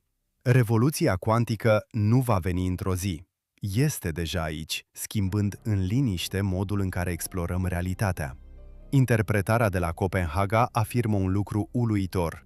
Realitatea nu devine reală decât în momentul în care este măsurată. Dezvoltată în anii 1920 de Niels Bohr și Werner Heisenberg, interpretarea de la Copenhaga rămâne una dintre cele mai răspândite explicații ale mecanicii cuantice. Aceasta sugerează că un sistem cuantic nu are proprietăți definite până când nu este supus unei măsurători. Înainte de acel moment crucial, el există într-o superpoziție, un amestec amețitor de toate rezultatele posibile. Actul măsurării forțează sistemul să adopte o singură stare, colapsând funcția de undă. Această perspectivă este practică, potrivindu-se perfect cu rezultatele experimentale, dar este, totodată, tulburătoare din punct de vedere filozofic. Oare realitatea depinde cu adevărat de observație pentru a exista într-o formă definită? Sau colapsul este doar o scurtătură matematică pe care o folosim pentru că nu putem urmări fiecare detaliu cuantic? Interpretarea de la Copenhaga lasă aceste întrebări deschise, acceptând incertitudinea ca pe o parte fundamentală a Universului, nu ca pe un defect care trebuie corectat. Imaginează-ți un univers în care nimic nu este sigur până când nu îl privești direct. Imaginează-ți un univers în care fiecare decizie pe care o iei, fiecare posibilitate care îți trece prin minte, se materializează. Nu într-un viitor ipotetic, ci într-o realitate paralelă, la fel de reală ca cea pe care o trăiești acum. Aceasta este esența interpretării multiversului, o teorie revoluționară propusă de Hugh Everett în 1957. În loc să se confrunte cu enigma colapsului funcției de undă, interpretarea multiversului ocolește problema cu eleganță. Conform acestei teorii, atunci când un eveniment cuantic prezintă multiple rezultate posibile, toate aceste rezultate se concretizează, dar în universuri ramificate, separate. Dacă o particulă are opțiunea de a se deplasa la stânga sau la dreapta, universul se divide creând o versiune în care particula se îndreaptă spre stânga și o alta în care se îndreaptă spre dreapta. În această viziune, realitatea devine un arbore nesfârșit de posibilități în continuă expansiune, cu nenumărate versiuni ale noastre trăind istorii diferite. Deși această teorie păstrează intacte ecuațiile mecanicii cuantice, fără a apela la un colaps misterios, ea ridică întrebări uluitoare. Dacă toate rezultatele posibile se întâmplă, ce înseamnă, de fapt, să faci o alegere? Și ar putea aceste lumi paralele să interacționeze vreodată sau să fie observate? Teoria undelor pilot oferă particulelor căi ascunse de urmat. Această teorie, cunoscută și sub numele de mecanica bohmiană, ne prezintă o imagine mai deterministă a lumii cuantice. Ea propune că particulele au întotdeauna poziții și viteze bine definite, fiind ghidate de o undă pilot, o undă care evoluează conform ecuației Schrödinger. Dar de unde apar acele modele stranii de interferență asemănătoare undelor pe care le observăm în experimente? Nu pentru că particulele sunt împrăștiate în spațiu, ci pentru că această undă călăuzitoare le influențează traiectoriile. Teoria undelor pilot reproduce toate predicțiile mecanicii cuantice standard, dar adaugă variabile ascunse, detalii nevăzute care determină exact modul în care se mișcă fiecare particulă. Imaginează-ți asta, un univers în care nimic nu este lăsat la voia întâmplării. Este o idee atrăgătoare pentru cei care se simt inconfortabili cu aleatorismul. Totuși, pentru a o accepta, trebuie să fim dispuși să acceptăm efecte non-locale, unde evenimente îndepărtate se pot influența reciproc instantaneu. Teoria ale colapsului afirmă că stările cuantice se pot autodistruge. Aceste teorii propun că superpozițiile nu durează la nesfârșit, chiar și fără măsurare. În cele din urmă, ele se dezintegrează într-un singur rezultat. În aceste modele, stările cuantice evoluează normal pentru o perioadă, dar au o mică șansă per unitate de timp de a se prăbuși spontan. Imaginează-ți asta: atomi, sisteme mici, unde superpozițiile persistă, deoarece această șansă este infimă. Dar pentru sisteme mai mari, colapsul se produce atât de rapid încât nu observăm niciodată superpoziții în lumea noastră de zi cu zi. Aceste teorii încearcă să explice de ce nu vedem ciudățenii cuantice la scară umană fără a invoca observatori conștienți sau universuri paralele. Experimente sunt în desfășurare pentru a testa modelele de colaps căutând emisii slabe și aleatorii de energie care ar semnala o reducere spontană a funcției de undă. Decoerența ne oferă o explicație pentru dispariția straniei lumi cuantice în cazul obiectelor mari. Nu este vorba despre o interpretare separată, ci despre un proces fizic ce ne ajută să înțelegem de ce efectele cuantice se estompează în sistemele de mari dimensiuni. Atunci când sistemul cuantic interacționează cu mediul înconjurător, moleculele de aer, lumina, vibrațiile, informația despre starea sa se scurge în nenumărate particule din jur. Imaginează-ți asta. Este ca și cum ai încerca să păstrezi un secret într-o mulțime imensă. Acest lucru măsoară efectiv sistemul, distrugând tiparele delicate de interferență ale superpoziției și făcându-l să se comporte mai clasic. Decoerența se produce incredibil de repede pentru obiectele macroscopice, motiv pentru care nu le vedem niciodată în stări vizibile amestecate. Dar atenție! Deși decoerența explică tranziția de la comportamentul cuantic la cel clasic, Nu rezolvă problema măsurării. Rămâne deschisă întrebarea crucială. Cum este ales un singur rezultat din multitudinea de posibilități? Misterul măsurării continuă să-i nedumirească pe fizicieni. În miezul mecanicii cuantice se află o enigmă persistentă, problema măsurării. Cum și de ce o superpoziție de stări se transformă într-un singur rezultat concret atunci când este observată? Ecuațiile descriu evoluția unei funcții de undă Lin de-a lungul timpului, dar nu spun nimic despre colapsul brusc într-o stare definită. Este acest colaps un proces fizic real sau doar o schimbare aparentă în cunoștințele noastre? Interpretări diverse, de la cea de la Copenhaga la cea a multor lumi până la teoriile colapsului, oferă răspunsuri diferite, dar niciuna nu a fost dovedită definitiv. Problema măsurării este mai mult decât un puzzle abstract. ea atinge natura realității însăși și ridică întrebarea dacă lumea există într-o stare definită chiar și atunci când nimeni nu o observă. Imaginează-ți asta. Realitatea însăși depinde de actul observației? Ar putea conștiința umană să decidă soarta realității? Unele interpretări, adesea considerate controversate, sugerează că însăși conștiința joacă un rol în colapsarea funcției de undă. În această perspectivă, nu doar interacțiunea fizică cu un dispozitiv de măsurare determină un rezultat, ci și conștientizarea unui observator. Acest efect al observatorului este uneori exagerat în cultura populară, dar ideea de bază își are rădăcinile în discuțiile purtate de fizicieni precum John von Neumann și Eugene Wigner. Deși majoritatea oamenilor de știință de astăzi favorizează explicații pur fizice, posibilitatea ca mintea să influențeze procese fizice fundamentale este ademenitoare. Testarea acestei ipoteze este dificilă, dar întrebarea persistă. Este realitatea modelată în parte de actul nostru de a o observa? Imaginează-ți asta. Fiecare privire, fiecare gând, fiecare moment de atenție ar putea contribui la țesătura realității. Pare science fiction, nu-i așa? Dar dacă undeva, în adâncurile fizicii cuantice, se ascunde un sâmbure de adevăr? Logica cuantică sfidează adesea bunul simț. În logica clasică, afirmațiile sunt fie adevărate, fie false. Nu există cale de mijloc.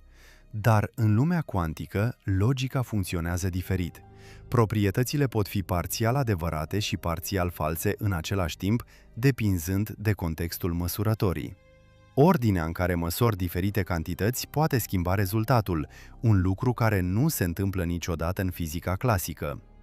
Logica cuantică reflectă matematica fundamentală a spațiului Hilbert, unde evenimentele nu sunt doar da sau nu, ci probabilități care pot interfera unele cu altele. Această abatere de la raționamentul de zi cu zi este unul dintre motivele pentru care mecanica cuantică pare atât de străină.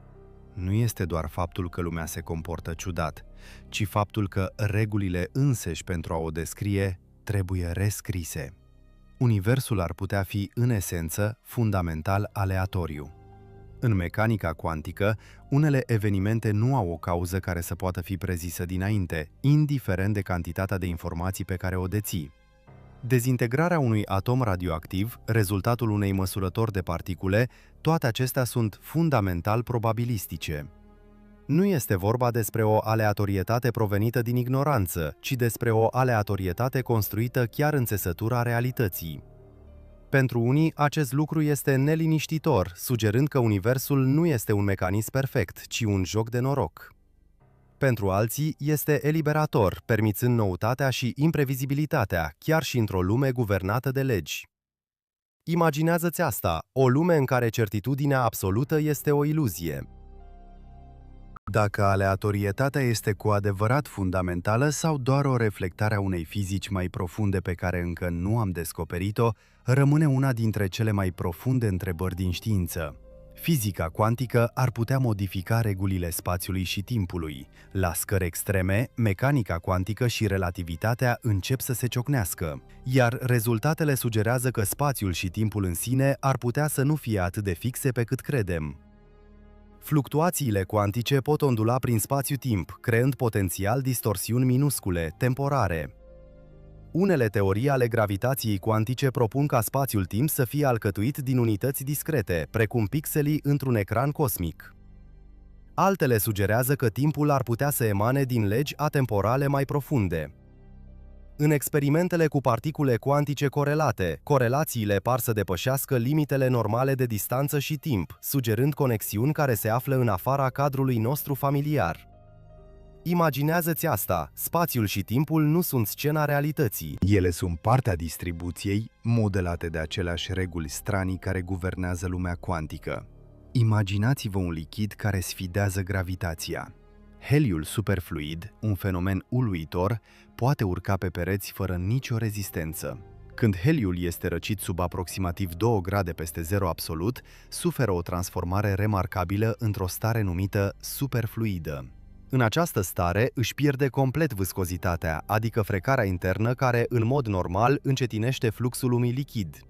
Ca urmare, heliul superfluid se poate strecura în sus și peste marginile unui recipient, curgând împotriva gravitației într-o peliculă subțire. Poate trece prin pori minusculi, care ar bloca orice lichid obișnuit, și poate circula la nesfârșit într-o buclă închisă fără a încetini. Acest comportament straniu provine din mecanica cuantică, acționând la scară macroscopică. Atomii de heliu cad cu toții în aceeași stare cuantică, mișcându-se împreună ca un singur val perfect coordonat. Heliul superfluid demonstrează că efectele cuantice, în mod normal limitate la lumea microscopică, se pot revărsa uneori în forme pe care le putem vedea și atinge.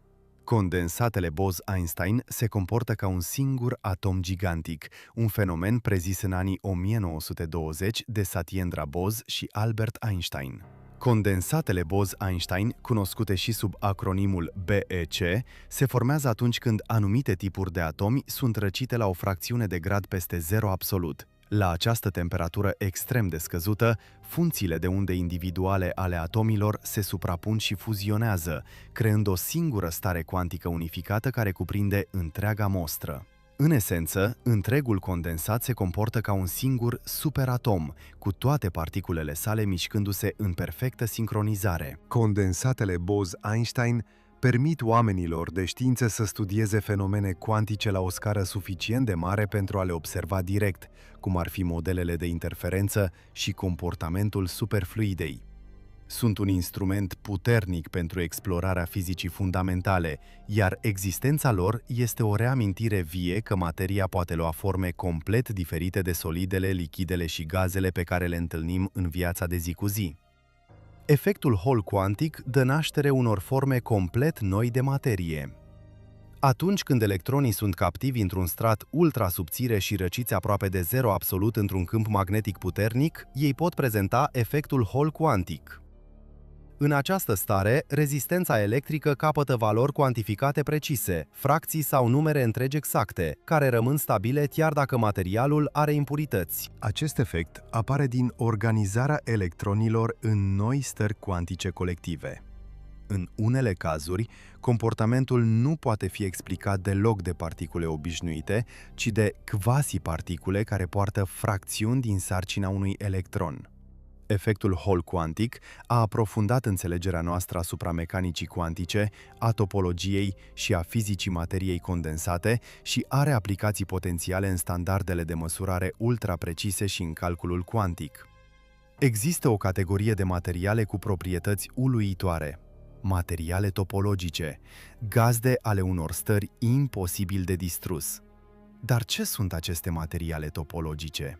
Sunt substanțe ale căror proprietăți electronice sunt determinate nu doar de compoziția lor, ci și de forma stărilor lor cuantice într-un spațiu matematic abstract. Una dintre cele mai intrigante caracteristici ale lor este prezența unor stări la suprafață sau la margine, stări remarcabil de rezistente la perturbații. Aceste stări pot conduce electricitatea fără a se împrăștia, chiar și în prezența impurităților sau a defectelor.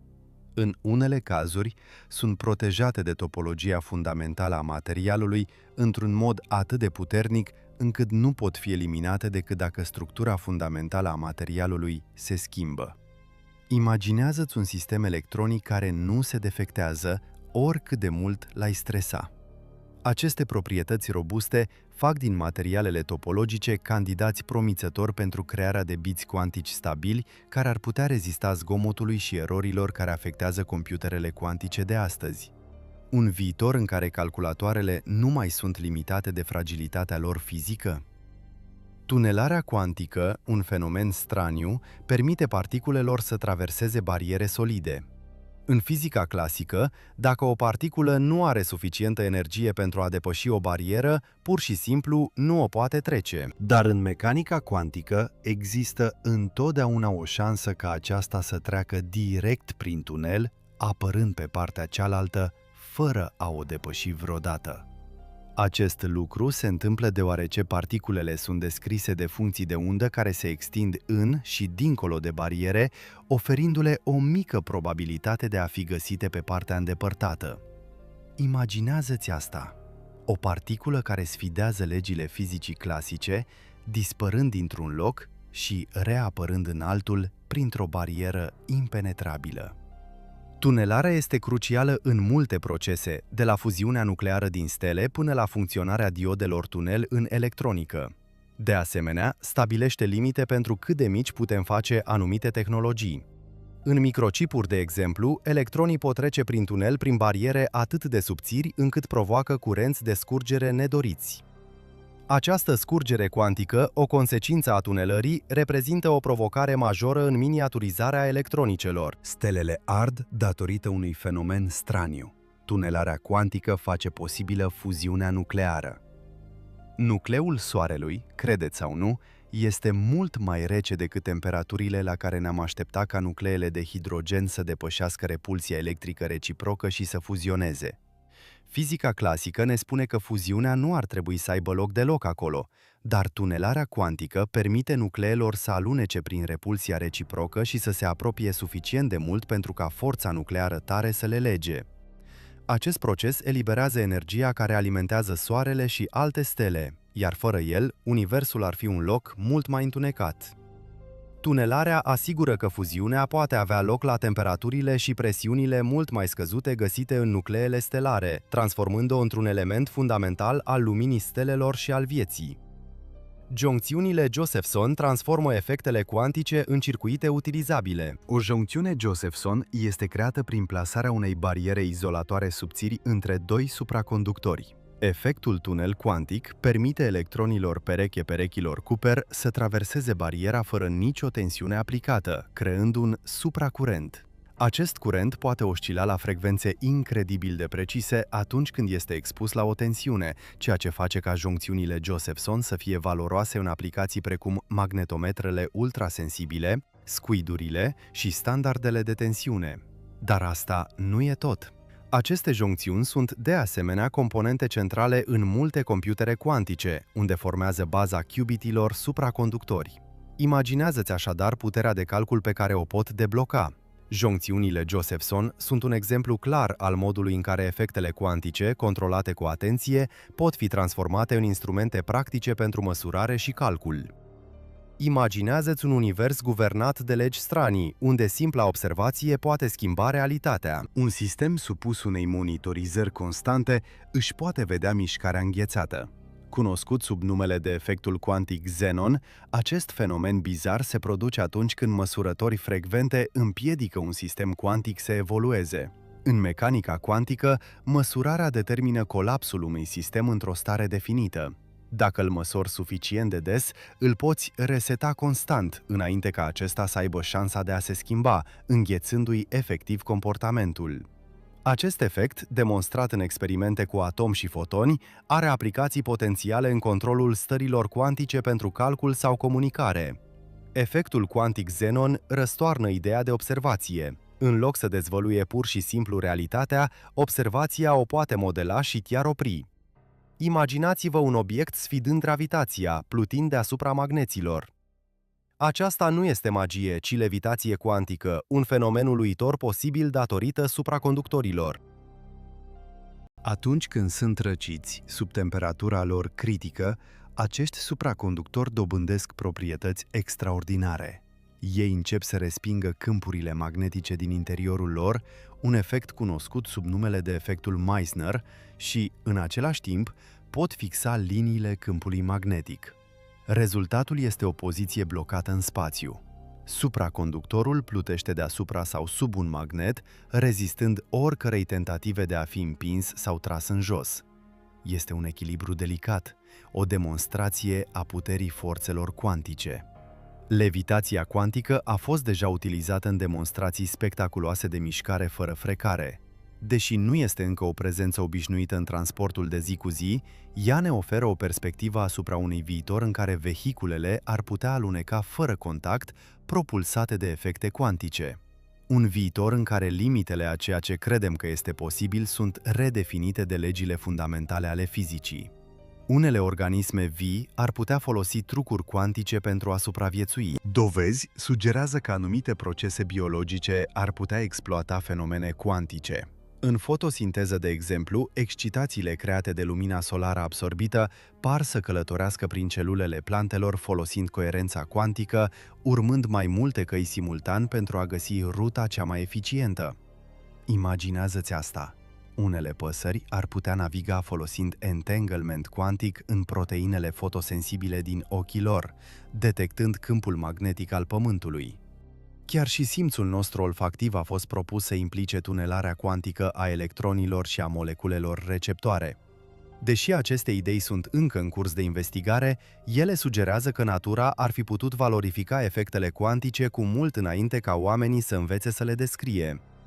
Universul timpuriu a fost modelat de fluctuații cuantice minuscule. În primele fracțiuni de secundă după Big Bang, universul era inimaginabil de mic și de fierbinte. Un câmp cuantic clocotitor, unde energia și materia apăreau și dispăreau constant. Fluctuații cuantice minuscule în densitate, cauzate de principiul incertitudinii, s-au propagat prin acest cosmos primordial.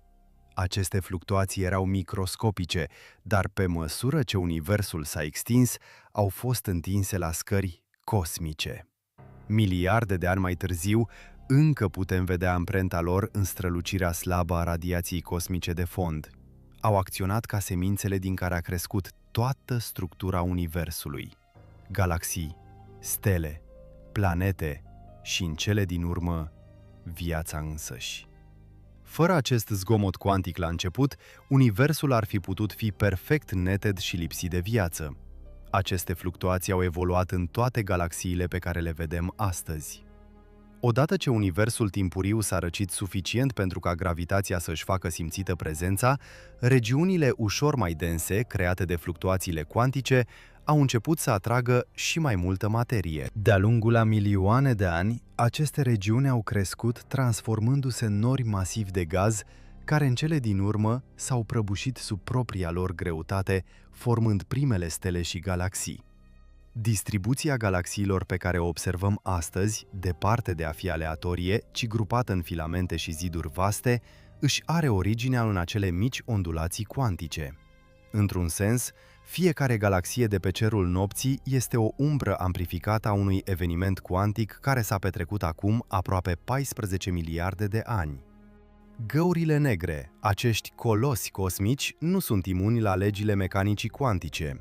Adesea le asociem cu relativitatea generală a lui Einstein, unde gravitația domnește suprem. Dar, dincolo de această imagine, găurile negre trebuie să se supună și rigorilor cuantice.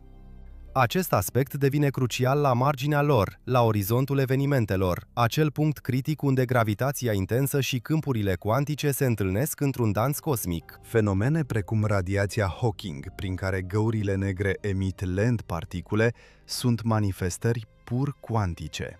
Înțelegerea completă a găurilor negre necesită fuziunea mecanicii cuantice cu gravitația, un obiectiv ambițios la care fizicienii încă lucrează.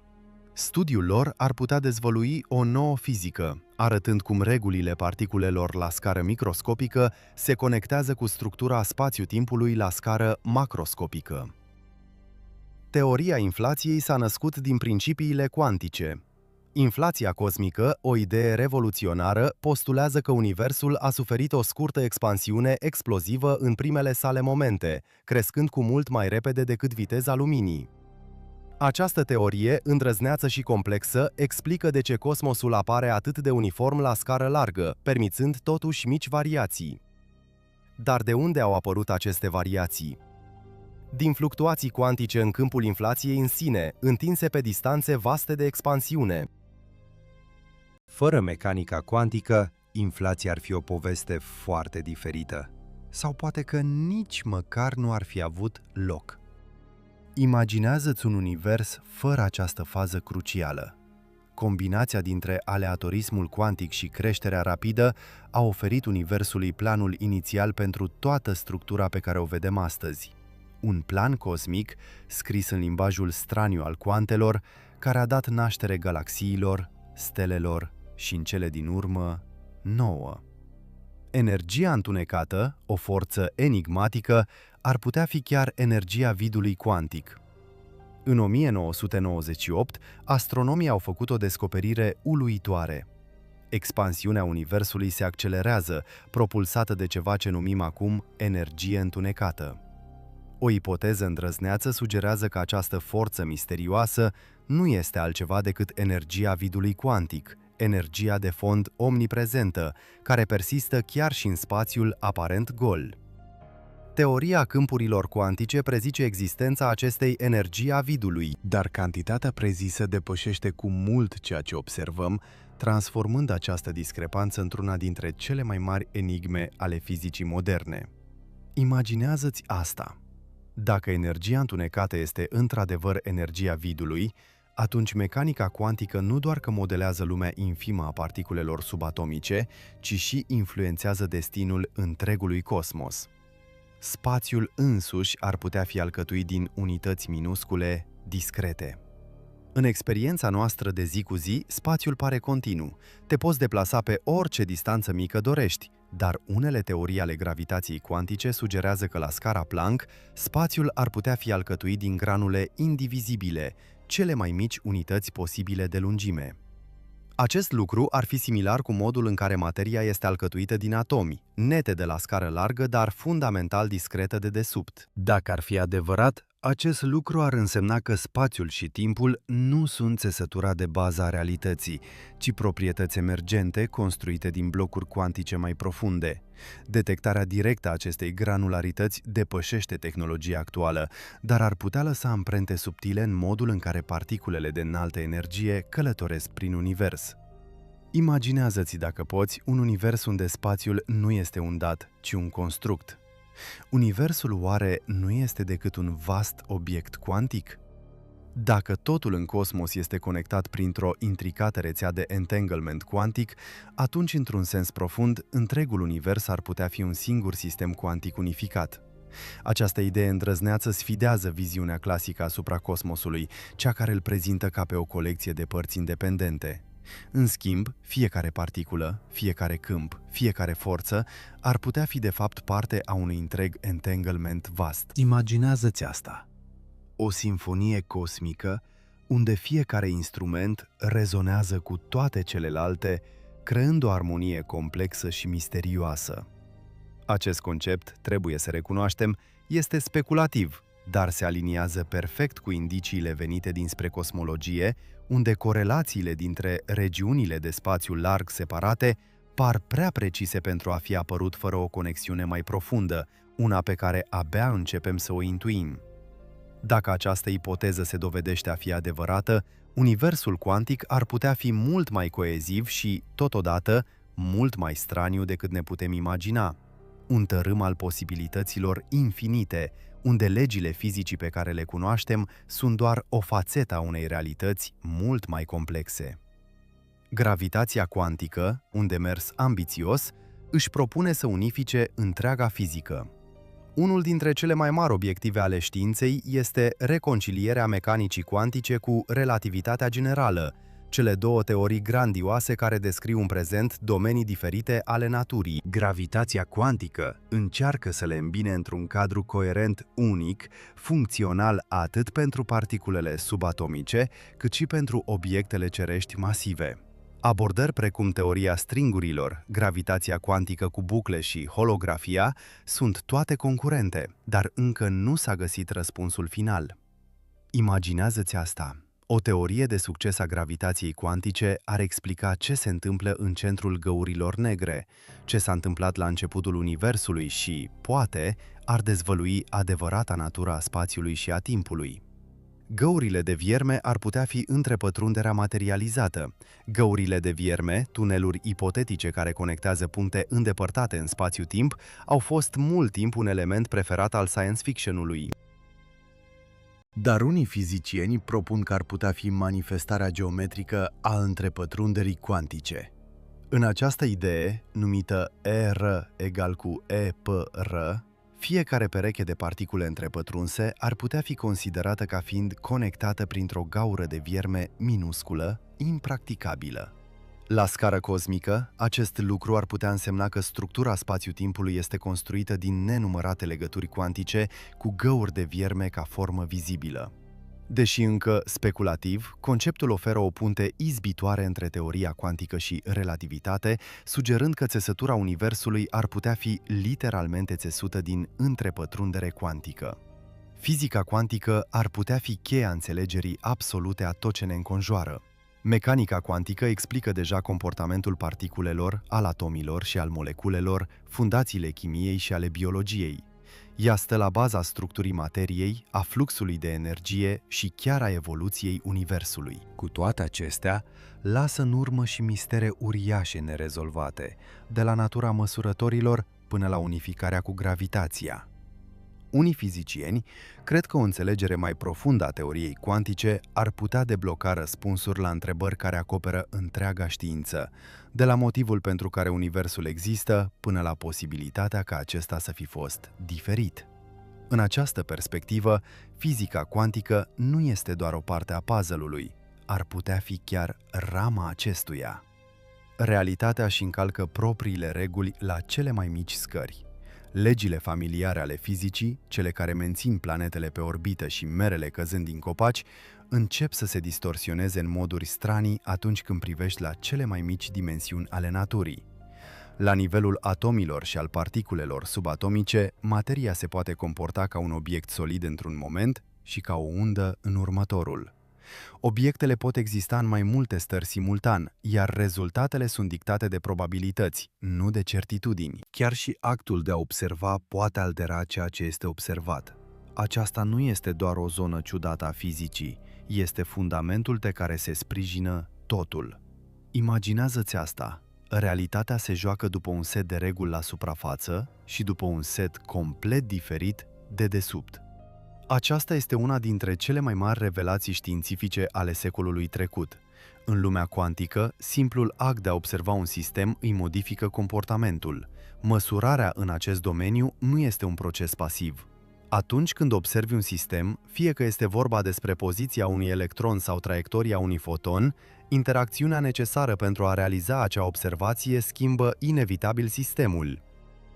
Acest fenomen este cel mai bine ilustrat în celebrul experiment al fantei duble, unde particulele formează modele de interferență ondulatorii atunci când nu sunt observate, dar se comportă ca particule individuale atunci când sunt măsurate. Diferența nu constă în particulele în sine, ci în faptul că măsurarea le forțează să adopte o stare definită.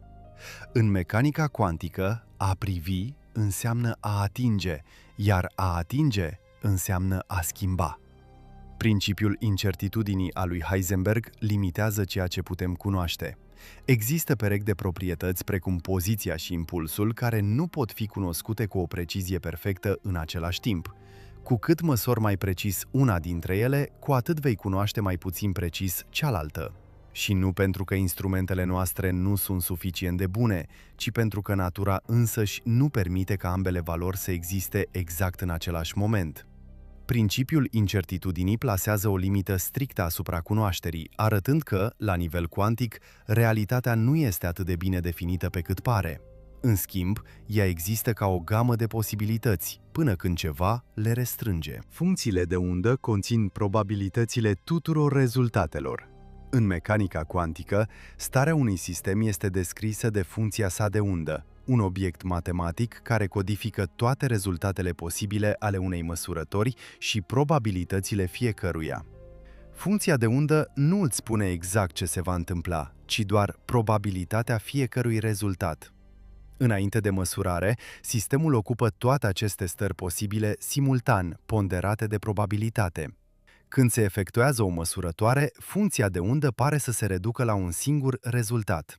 Această natură probabilistică este una dintre caracteristicile definitorii ale teoriei cuantice, înlocuind certitudinea mecanică a fizicii clasice cu o realitate mai flexibilă.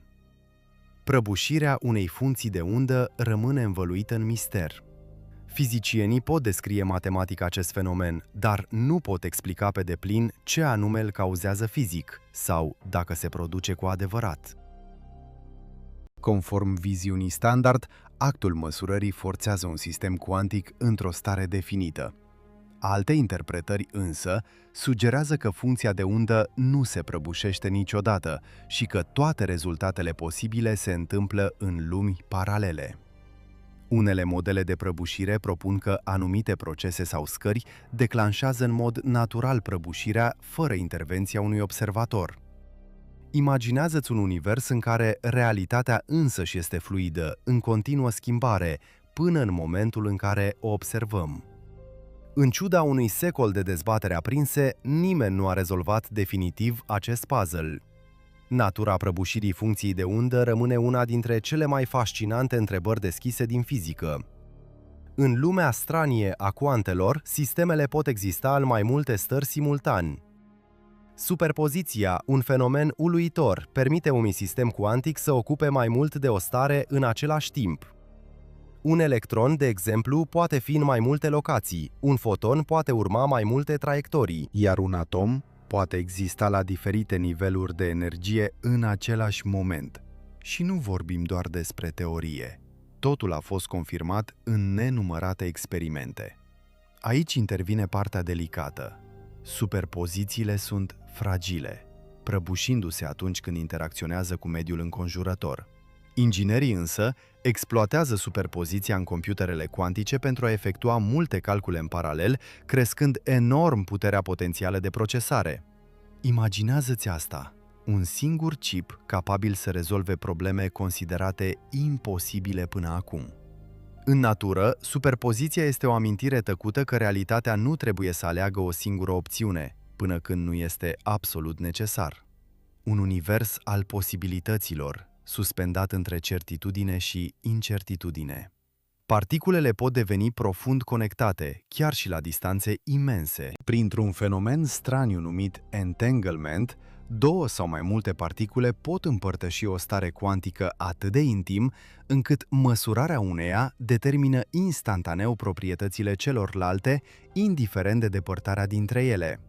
Această legătură, care nu se diminuează odată cu distanța, se produce fără niciun schimb cunoscut de semnale. Este ca și cum particulele ar face parte dintr-o singură entitate, întinsă în spațiu. Entanglementul, o caracteristică fundamentală a mecanicii cuantice, stă la baza unor tehnologii emergente, precum teleportarea cuantică și criptografia cuantică. Dar este și unul dintre cele mai mari mistere, o provocare directă la adresa intuițiilor noastre clasice despre separare și localitate. Imaginează-ți două particule legate printr-o conexiune invizibilă. Măsurarea uneia dintre aceste particule, aflate într-o stare de entanglement cu o alta, o influențează pe cealaltă instantaneu. În experimente uluitoare, oamenii de știință au descoperit că atunci când măsoară o particulă dintr-o pereche entanglement, cunosc imediat rezultatul pentru cealaltă, chiar dacă aceasta se află la ani lumină distanță. Acest efect, instantaneu în termen de corelație, nu transmite informații utilizabile mai repede decât lumina. Totuși, el sfidează ideea fundamentală conform căreia obiectele sunt independente odată ce sunt separate. Particulele nu doar că împărtășesc proprietăți similare, ci împart o singură descriere cuantică. Această acțiune stranie, cum a numit-o Einstein, este acum un aspect dovedit al realității, confirmat în numeroase teste riguroase care au închis posibilele lacune. Corelațiile cuantice nu pot fi explicate doar prin variabile ascunse. Unii fizicieni, printre care și Einstein, au sperat cândva că fenomenul de entanglement sau înlănțuire cuantică ar putea fi explicat prin variabile ascunse, factori invizibili care predetermină rezultatele. Dar experimentele inspirate de teorema lui John Bell au demonstrat că nicio teorie locală a variabilelor ascunse nu poate explica corelațiile pe care le observăm. Mecanica cuantică prezice corelații mai puternice decât permite orice teorie clasică, iar natura este de acord cu predicțiile cuantice. Aceasta înseamnă că universul este fie non-local, permițând influențe care transcend distanța, fie fundamental diferit de modelul ordonat și determinist pe care îl preconiza fizica clasică. Unele teorii sugerează că întrepătrunderea modelează chiar spațiul-timp. O idee incitantă în fizica modernă este că geometria spațiu-timpului, distanțele și conexiunile dintre puncte în univers ar putea să emane din tipare de întrepătrundere cuantică. În această perspectivă, rețeaua de particule întrepătrunse acționează ca o schelă din care este construit chiar spațiul. Înlătură întrepătrunderea și geometria s-ar putea dizolva. Această conexiune între informație și geometrie este explorată în teorii precum holografia și gravitația cuantică, sugerând că țesătura realității ar putea fi împletită nu din materie și energie, ci din firele invizibile ale informației cuantice. Universul ar putea fi o vastă rețea. Imaginează-ți fiecare particulă din cosmos subtil legată de nenumărate altele, formând o rețea invizibilă care se întinde prin tot spațiul. În unele teorii, aceasta nu este doar o imagine poetică, ci fizică literală. Structura Universului ar putea fi o colosală rețea interconectată de întrepătrundere. Această rețea ar însemna că nimic din existență nu este cu adevărat separat. Fiecare atom din corpul tău ar putea fi, în principiu, corelat cu atomi de pe partea îndepărtată a galaxiei. Cu cât studiem mai profund sistemele cuantice, cu atât mai mult pare că întrepătrunderea nu este o excepție rară, ci o caracteristică fundamentală a realității în sine, posibil modelând chiar geometria spațiului. Înlănțuirea cuantică, un fenomen paradoxal, se dovedește a fi uneori extrem de fragilă, alteori surprinzător de robustă. În majoritatea cazurilor, această legătură este delicată. Cea mai mică interacțiune cu mediul înconjurător poate rupe conexiunea cuantică printr-un proces numit decoerență. Această fragilitate reprezintă o provocare majoră pentru calculul cuantic și pentru comunicații, unde menținerea stărilor de înaltă complexitate este esențială. Totuși, în anumite condiții, înlănțuirea cuantică poate persista mult mai mult decât ne-am aștepta, chiar și la distanțe mari sau în medii zgomotoase. Unele materiale protejează în mod natural această legătură, iar anumite protocoale o pot purifica și întări. Înțelegerea modului în care putem păstra aceste conexiuni fragile ar putea fi cheia construirii unor tehnologii cuantice fiabile și a explorării rolului înlănțuirii în natură. Chiar și în vidul spațiului, acolo unde nicio particulă reală nu ar trebui să existe, câmpurile cuantice nu sunt niciodată complet statice.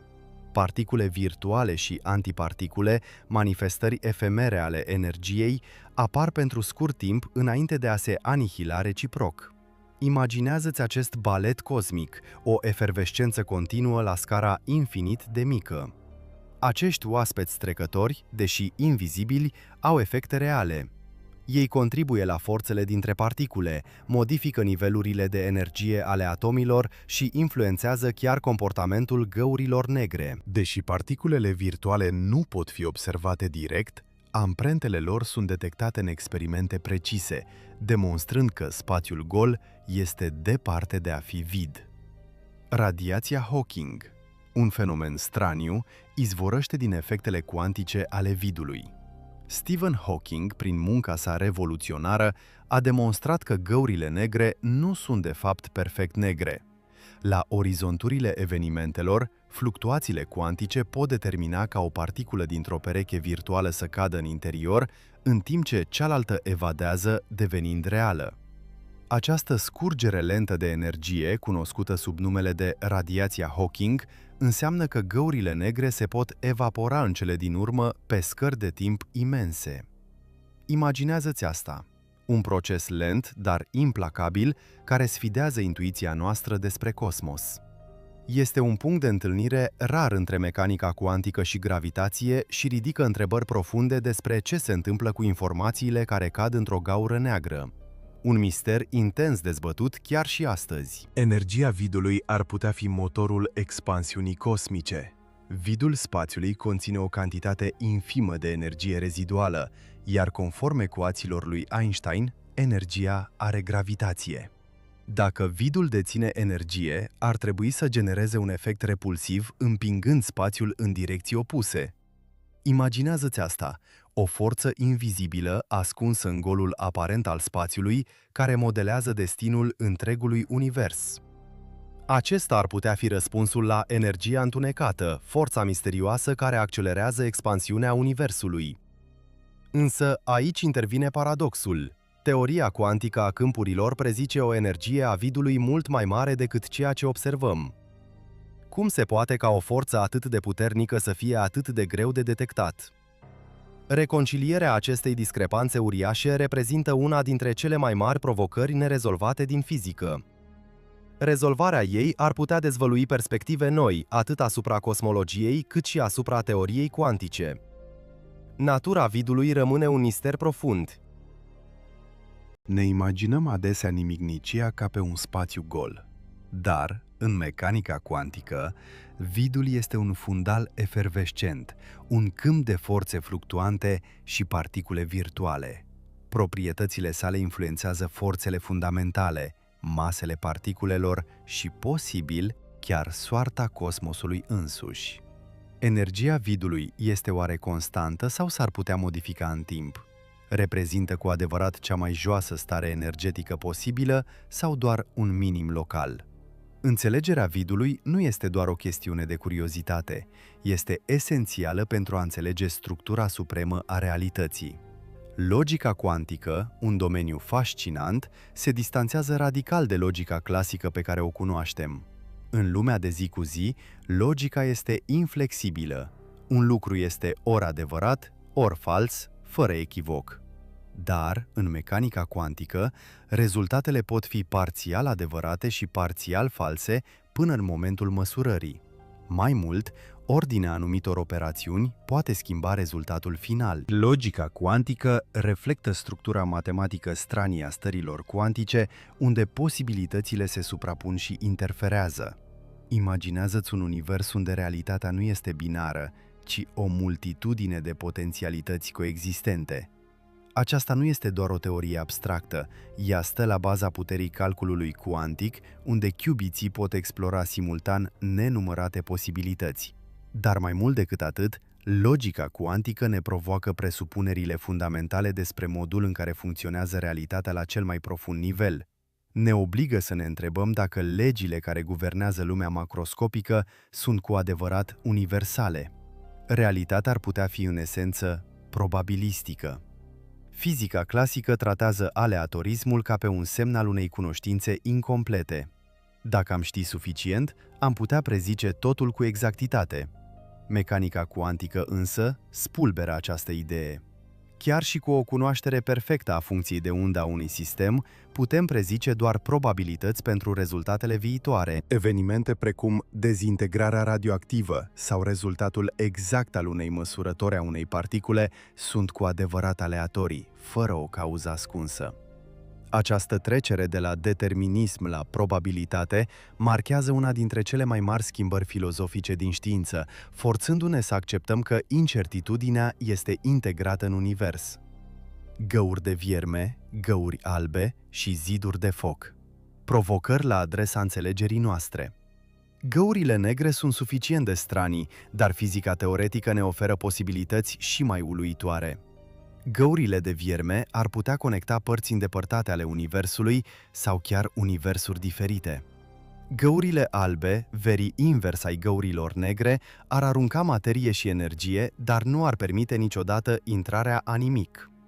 Zidurile de foc, o idee controversată, sugerează că oricine cade într-o gaură neagră ar putea fi distrus instantaneu la orizont de o explozie de particule de energie înaltă, încălcând imaginea obișnuită a spațiului-timp lin. Imaginează-ți asta! Spațiul-timp distrus instantaneu. Aceste concepte apar atunci când mecanica cuantică și gravitația se ciocnesc, dezvăluind cât de incompletă este încă înțelegerea noastră. Fizica cuantică ar putea deține indiciile finale către secretele universului. De la cele mai mici particule până la cele mai mari structuri cosmice, fizica cuantică atinge fiecare colț al realității. Modelează comportamentul materiei, conduce ciclul de viață al stelelor, inițiază formarea galaxiilor și ar putea chiar determina soarta finală a universului. Totuși, în ciuda succesului său, mecanica cuantică ne lasă cu întrebări profunde, fără răspuns, despre măsurare, unificare și natura realității. Rezolvarea lor ar putea necesita un nou tip de fizică, dar indiferent de ceea ce ne rezervă viitorul, lumea cuantică va rămâne esențială pentru înțelegerea a tot ceea ce este, a fost și ar putea fi vreodată. Și astfel ne îndepărtăm de cele mai mici locuri din univers. De la șoapta particulelor și freamătul undelor invizibile, până la spațiul liniștit unde gândurile tale încetinesc și se așează. Am rătăcit printr-un tărâm unde realitatea se simte atât fragilă cât și de neclintit, unde ceea ce este posibil se întinde dincolo de marginea rațiunii. Am privit materialul în forme imposibile, am văzut distanțe dispărând într-o clipă și am învățat că până și cel mai gol vid este viu, plin de energie neliniștită. Poate că unele dintre aceste idei se vor estompa, topindu-se în marginile unui vis. Altele pot zăbovi ca o lumină blândă în spatele minții tale, o amintire că lumea în care te trezești este mai ciudată, mai profundă și mult mai frumoasă decât pare la prima vedere. Aici, în întuneric, enigmele fizicii cuantice își pierd din urgență. Nu trebuie neapărat rezolvate, pot pur și simplu exista. Mici mistere, infinite și nepripite, plutind liniștit alături de tine. Dacă ai găsit liniște în călătoria din această seară sau un strop de uimire, poți alege să ne dai un like, să te abonezi sau să împărtășești acest spațiu cu altcineva. Ajuți mai multe minți obosite să-și găsească drumul aici pentru a se odihni printre stele și întrebări. Deocamdată, lumea cuantică va continua să se desfășoare fără noi, subtil, silențios, în spațiul dintre atomi și în imensitatea dintre galaxii. Și ne putem lăsa duși, având încredere că undeva, țesătura realității încă se mai împletește într-o tăcere perfectă și răbdătoare. Noapte bună!